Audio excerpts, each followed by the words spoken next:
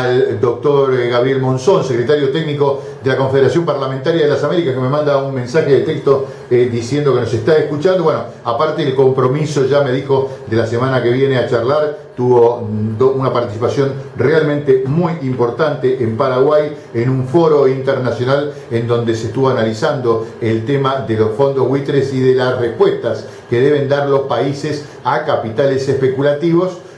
Seguramente vamos a poder charlar sobre ese tema, sobre lo que se considera imprescindible, un marco jurídico internacional para el tema de, bueno, básicamente de capitales especulativos que compran a 5 mangos y después pretenden hacer absolutamente todo, inclusive justamente utilizar parámetros tribunalicios internacionales para forzar pagos de deuda que no estaban de alguna manera establecidos o que se hacían en condiciones bastante desfavorables para los países y que los subsumen en justamente otra situación crítica a nivel económica y que los pone a teclear seguramente. El tema de los fondos buitre es un tema realmente muy delicado. Bueno, cambiamos de tema, volvemos a nuestro piso, volvemos a fuentes confiables y estamos con el licenciado Félix Chiaramonte, uno de los directores de la Asociación de Psicoanálisis de San Fernando Tigre, con un evento, una jornada abierta el próximo sábado 22 de noviembre de 15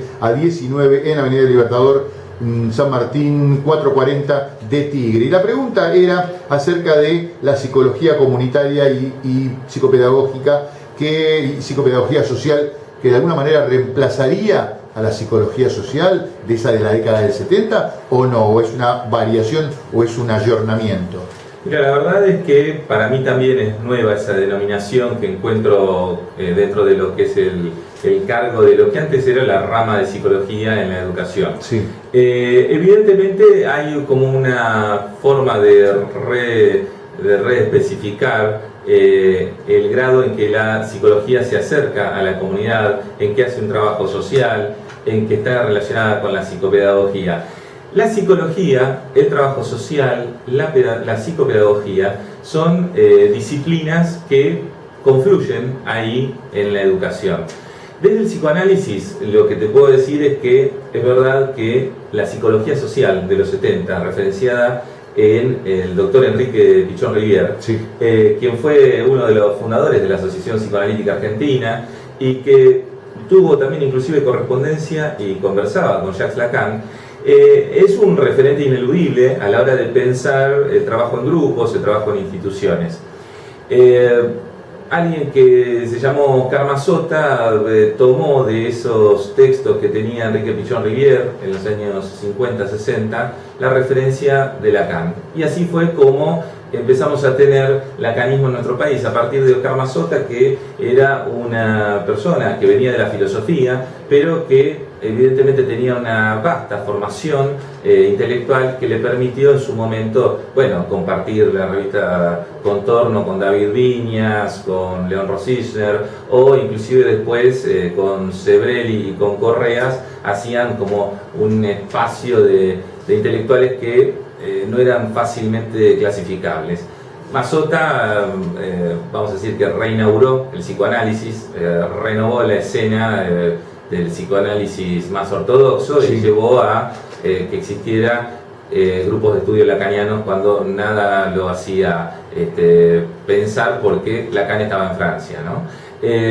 Sin embargo, en la lengua castellana Oscar Masota tuvo un lugar fundamental y fue nada menos que a partir de alguien que él entendía que era su maestro, Pichón Rivière, que digamos es el sinónimo de la psicología social en Argentina y en Latinoamérica, ¿no? Preguntaba porque pareciera como que dentro de lo que es la psicología habría también una suerte de vertiente en donde los sectores más vulnerables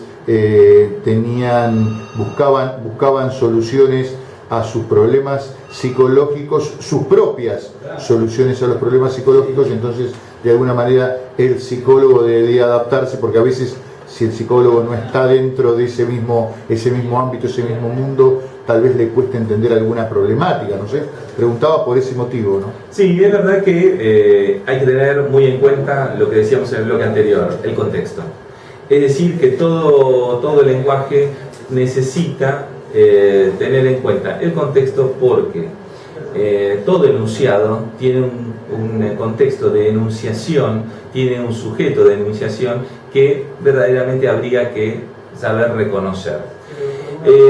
Pero al mismo tiempo es necesario desde el psicoanálisis tener en cuenta que un analista no debe identificarse a su paciente.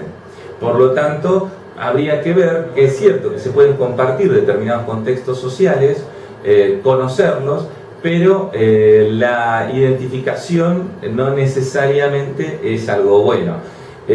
Por otra parte, el psicoanálisis está presente en nuestro país, fundamentalmente en Buenos Aires, pero también en alrededores, en todos los hospitales, en todos los centros de salud, en los gabinetes. Es decir, es una disciplina que se diferencia de la psicología en el sentido de que la psicología toma a algo como a alguien que habla como un objeto, ¿sí? Trata de clasificar la psicología. El psicoanálisis toma al sujeto que habla. Es una diferencia que podríamos decir demasiado minuciosa, pero que justamente desde el psicoanálisis nos encargamos de esos divinos detalles, porque es lo que permite encontrar la singularidad en cada quien.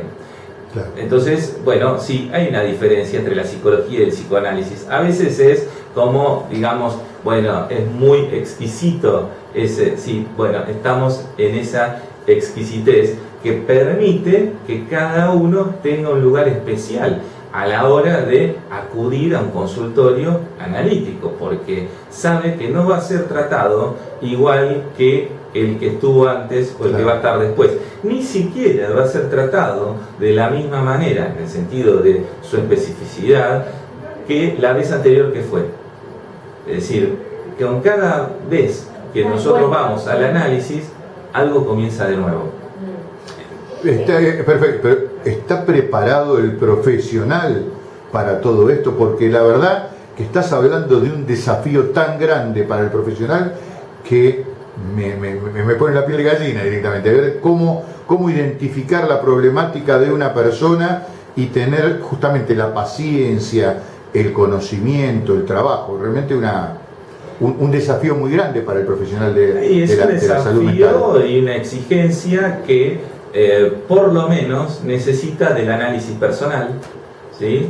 Necesita del estudio de los textos, necesita de la supervisión, y aún todo eso tampoco es una garantía.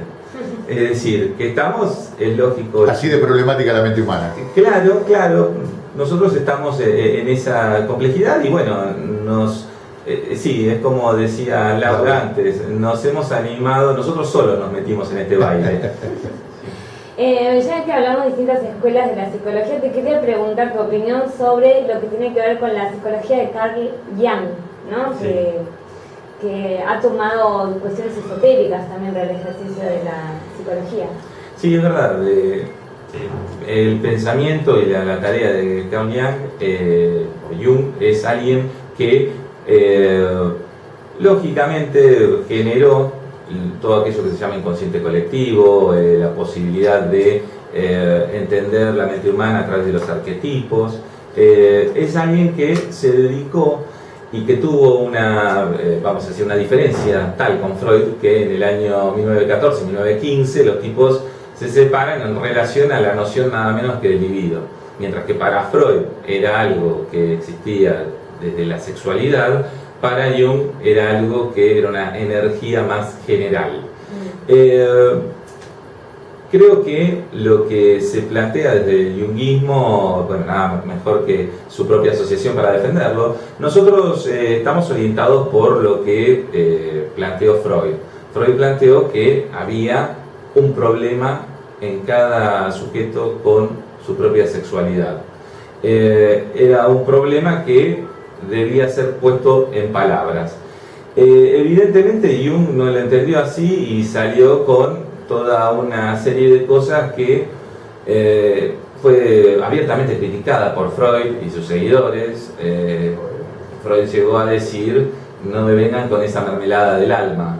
Es decir, que para nada creía en cuestiones que estuvieran en conexión con aquello que se denominó el inconsciente colectivo o determinadas experiencias que me parece que son valiosas, pero son bastante distintas de lo que es el psicoanálisis freudiano y aún más de la orientación lacaniana, lo cual no quiere decir que no leamos esos autores como Jung y todos sus seguidores, ¿no? Y por último, de mi parte... Sí, seguimos con la clase de psicología, no hay ningún problema, seguimos acá. Si las madres son las culpables de todo.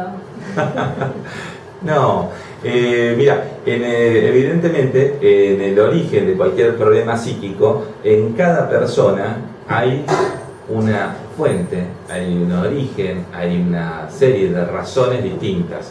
Es decir, nosotros podemos, como te decía antes, si para aprender algo, si para una cuestión transferencial, una frase, una palabra, un sueño, una ilusión, una vivencia pueden modificarnos, bueno, poco podríamos entender si creyéramos que la madre es la culpable de alguna angustia en especial. Por supuesto que esa sería una forma de, vamos a decir, de suturar un problema. Y más bien se trata de lo contrario, se trata de abrir el discurso de aquel que habla de su sufrimiento.